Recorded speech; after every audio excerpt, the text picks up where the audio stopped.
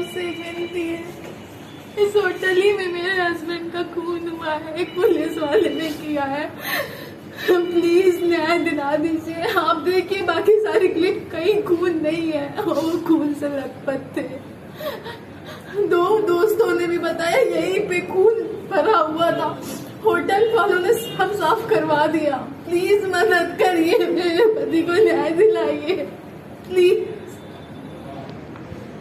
इस खबर की शुरुआत किस तरह से करूं? सोच रहा था कि रात इंदौरी साहब की उन पंक्तियों के साथ में करूं कि लगेगी आग तो आएंगे कई घर जद में, उन पंक्तियों के साथ में शुरुआत करूं, या इस खबर की शुरुआत आप अपने आप से करिए कि क्या ये खबर आपके लिए जरूरी है? क्या इस खबर को जानना, समझना, इस खबर को महसूस करना, क्या वो आपके लिए जरूरी है?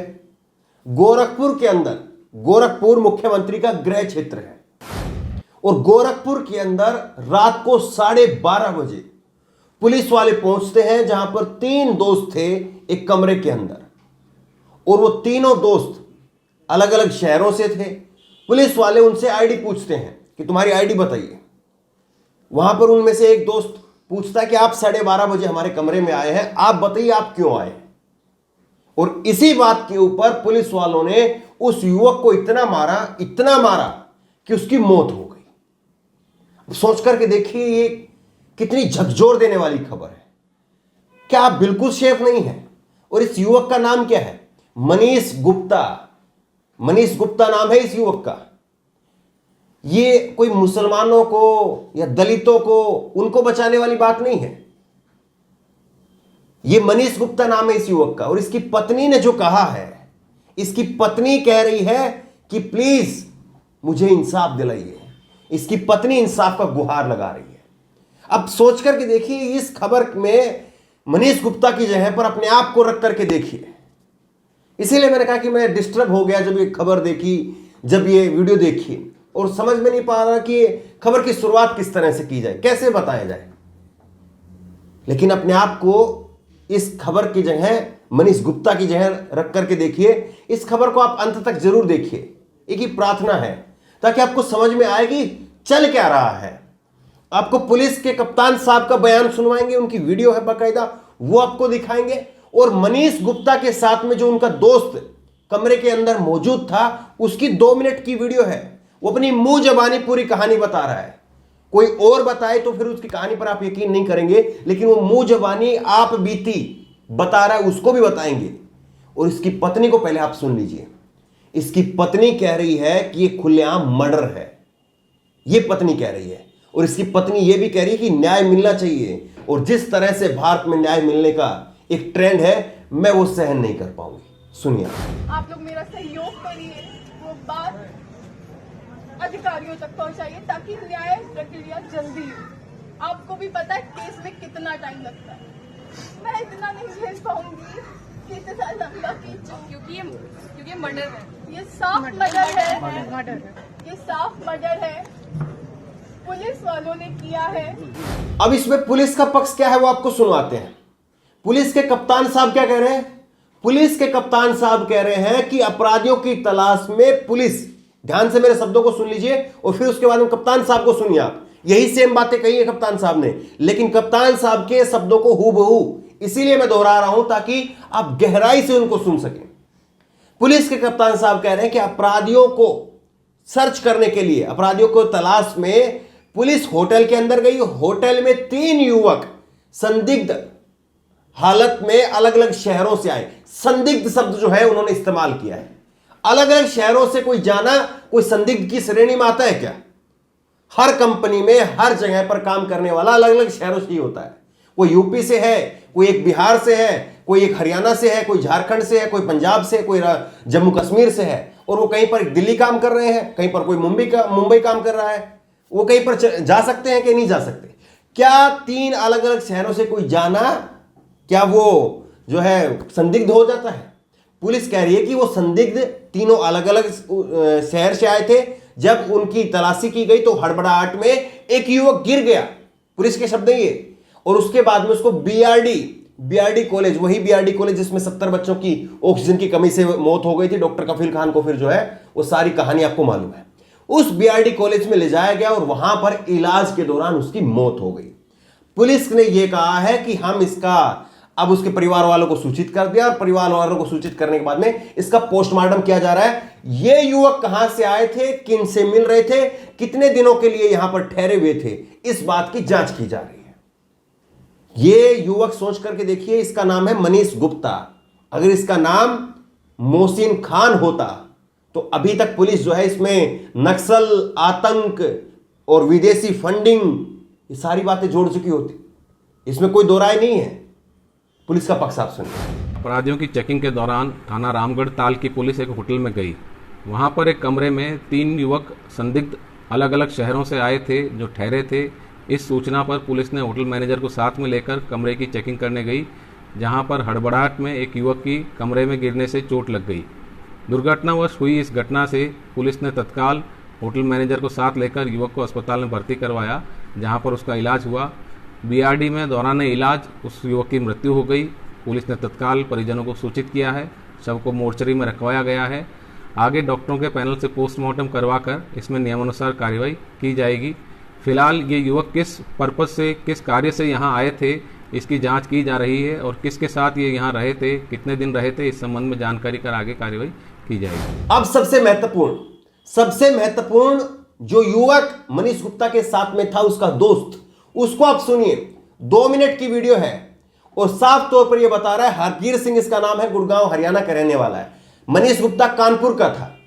ये यहां पर कह रहे हैं कि हम तीनों दोस्त थे और ये कृष्णा पैलेस होटल है और उसके अंदर 512 नंबर कमरे में ठहरे हुए थे। रात को 12:30 बजे पुलिस आती है।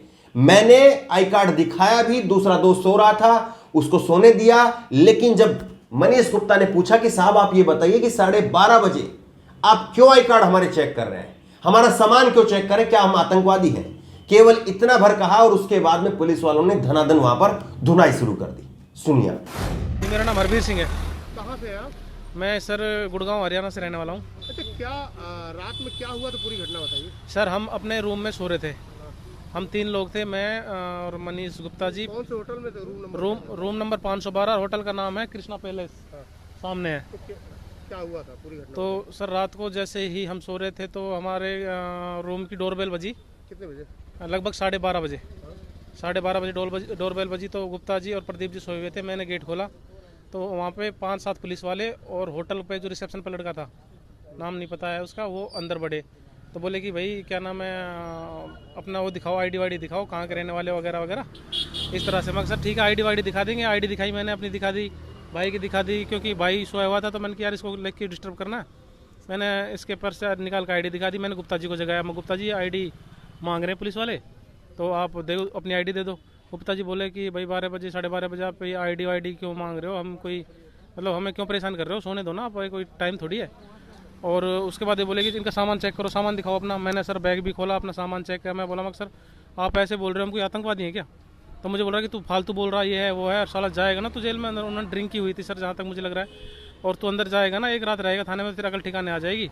मैंने कि जा पैसे कैसे थाने में लेके जा सकते हो? तो इतना कहने पर उन्होंने मुझे थप्पड़ मारने शुरू कर दिए।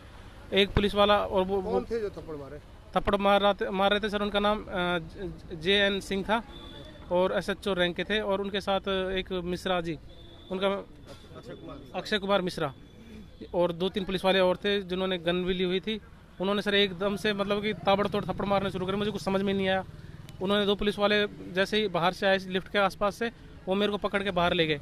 मैं नीचे लिफ्ट के पास खड़ा था, तब तक मैंने देखा कि गुप्ता जी को घसीट के लेकर आ रहे हैं, और लिफ्ट के बाहर से गुप्ता जी के यहाँ से सारा ब्लड बह रहा है। उन्होंने अपनी PCR में गुप्ता जी को डाला, पीछे मुझे बैठाया। कहाँ के थे? गुप्ता जी कानपुर के रहने वाले हैं। अच्छा। मनीष कुमार गुप्ता जी। किस लिए आए थे वो? यहाँ सर हम हमारे फ्रेंड है मिस्टर चंदन सैनी जी, हम इनसे मिलने आए थे। ये भी हमसे मिलके हमसे 15-20 मिनट पहले अपने घर ही जा रहे थे, रास्ते में थे। तो मैं बोला मन की सर हम जिनसे मिलने आए आप उनका नंबर ले लीजिए। उन्होंने मेरे चंदन सैनी का नंबर लिया, चंदन सैनी जी को कॉल किया उन्होंने, चंदन सैनी जी से। अब इस खबर को ठहर करके सोचिए कि ये क्या हो रहा है। क्या इसको किसी तरह से जायज ठहराया जा सकता है? और मुख्यमंत्री के क्षेत्र में सब कुछ हो रहा है। सबसे ज्यादा हैरानी की बात यह है कि मुख्यमंत्री के क्षेत्र में सब कुछ हो रहा है। अगर मुख्यमंत्री के क्षेत्र में प्रदेश की जनता सुरक्षित नहीं है, और प्रदेश की जनता को भी छोड़ दीजिए, दूसरे राज्यों से गए हुए व्यक्ति वो भी सुरक्षित नहीं है, तो उत्तर प्रदेश में आखिरकार ये चल क्या रहा है? और इस पर मीडिया बिल्कुल नहीं कहेगा कि ये जंगल राज है, गुंडा राज है। अगर ये गुंडा राज नहीं, जंगल राज नहीं, तो जंगल राज, गुंडा राज होता क्या है फिर वो आप देख लीजिए।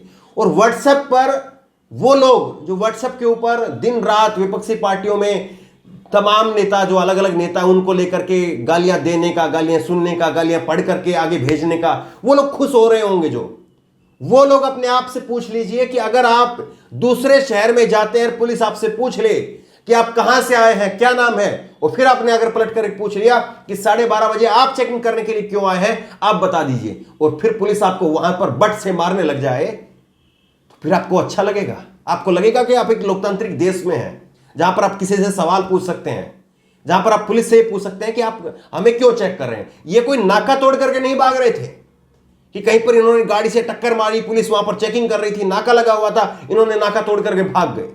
बाकायदा होटल का मैनेजर इनके साथ में था, वहां पर कोई गोली चलने की आवाज नहीं आई थी, पुलिस ने बिल्कुल नहीं कहा। वहां पर ये कोई लोग इस तरह की हरकत नहीं कर रहे थे कि हाँ पुलिस को यहां पर बुलाया जाए, चेकिंग करवाई जाए और फिर पुलिस जो है उनका जो मर्जी कर ले। वहां पर कुछ ऐसा नहीं था। तो सोच करके देखिए ये बात जो है वो कहां तक जा रही है। इसको लेकर कुछ एक प्रतिक्रिया आ रही है, वो आपको दिखा देते हैं ताकि आप इस मामले को थोड़ा और गहराई से समझ सकें। इस मामले में जो है गोरखपुर पुलिस का पक्ष हमने सुनवाया है, ये गोरखपुर पुलिस का जवाब भी आप देख लीजिए। होटल में संदिग्ध चेकिंग के लिए मैनेजर के साथ में पुलिस कमरे में गई, दुर्घटनावश कमरे में गिरने से एक व्यक्ति को चोट लग गई, सिर्फ वही बात, जिसे पुलिस द्वारा हॉस्पिटल में भर्ती करवाया गया। इलाज के दौरान व्यक्ति की मृत्यु हो गई। लापरवाही बरतने वाले 6 पुलिसकर्मियों को निलंबित कर दिया गया। जांच एसपी उत्तरी को दे दी गई है। अब इसमें 6 पुलिस वालों को सस्पेंड कर दिया गया है। वो क्यों किया गया है? अगर इसमें पुलिस की लापरवाही नहीं है ये, तो ये 6 पुलिस वालों को सस्पेंड क्यों किया गया है? और ये साफ तौर पर बता रहा है, जो इसका ये हरबीर सिंह दोस्त है मनीष गुप्ता का, ये साफ तौर पर कहा है कि जेएन सिंह एसएचओ उसने मारा है, और उसके साथ में अक्षय मिश्रा वो था, उसने मारा है। ये पुलिस है, फिर गुंडे कौन होते हैं? पूछिए जरा अपने आप से। इसके साथ में एक और आपको दिखाते हैं, अभिनव पांडे हैं। अभिनव पांडे ने भी ट्वीट किया है। अभिनव पांडे ने लिखा है कि कानपुर के मनीष गुप्ता 3 दोस्तों के साथ में गोरखपुर गए थे, होटल में रात में रुके, रात 12:30 बजे पुलिस जबरन कमरे में घुसी, आईडी मांगी, पूछा किस बात की चेकिंग है, और इस बात के ऊपर जानते हैं मनीष को जालिम पुलिस वालों ने पीट पीट करके मार डाला। जी, गोरखपुर की पुलिस ने मार डाला। यही है पुलिस तंत्र का नतीजा। तो कुछ लोग लिख रहे हैं, कुछ लोग सवाल उठा रहे हैं कि ये जालिम पुलिस ने यहां पर पीट पीट करके मार दिया। जिन लोगों का जमीर अभी जिंदा है, जिन लोगों को लगता है कि लोकतंत्र में ये जायज नहीं है, इसको रोका जाना चाहिए, वो लोग लिख रहे हैं। लेकिन कुछ लोग मायावती के ऊपर, राहुल गांधी के ऊपर, अखिलेश यादव के ऊपर, ममता बनर्जी के ऊपर, वहां पर मीम जो है वो सुबह शाम व्हाट्सएप में एक दूसरे को भेजते रहेंगे और उनको लगता है कि हम सुरक्षित हैं। अगर आपको भी ऐसा लगता है कि राहुल गांधी को गाली देने से, मायावती अखिलेश को गाली देने से अगर आप सुरक्षित हैं, तो इस घटना को जरा सोचिए, गहराई से, ठंडे दिमाग से बैठ करके सोचिए, और जो ये मनीष गुप्ता है उसकी जगह पर अपने आप को रख करके देखिए। एक हंसता खेलता परिवार, ये मनीष गुप्ता, उसकी पत्नी और उसका बच्चा, एक बार जरा सोच करके देखिए कितनी मेहनत के बाद में इंसान यहां पर पहुंचता है, और फिर अगर उसकी इस तरह से मृत्यु हो जाए, उसकी हत्या कर दी जाए, तो फिर अपने आप में जो है वो सवाल आदमी यही पूछता है कि हम कैसे देश में रह रहे हैं? क्या इस देश में वाकई लोकतंत्र बचा है? क्या इस देश में अभी भी कानून का राज है? ये सारे सवाल जो है फिर आदमी की जहन में जरूर आता है। ये तब तक नहीं आएंगे जब तक आप खुश हैं राहुल गांधी को और अखिलेश, मायावती और उद्धव ठाकरे और तमाम नेताओं को गाली दे करके। बहरहाल इस खबर को शेयर करिए अगर आपको लगता है कि ये चीज़ें लोगों को समझनी जरूरी है, लोगों के जहन में आनी चाहिए, ये सवाल लोगों के जहन में आने चाहिए, तो इस खबर को शेयर करिए, वरना इस खबर को बिल्कुल शेयर मत करिए। इस खबर को लेकर, इस वीडियो को लेकर आपकी जो भी राय हो नीचे कमेंट बॉक्स में अपनी राय जरूर दीजिए, और इसी तरह की तमाम खबरों के लिए ऑनलाइन न्यूज़ इंडिया को सब्सक्राइब करें। धन्यवाद। चैनल को सब्सक्राइब करें और घंटी जरूर दबाएं।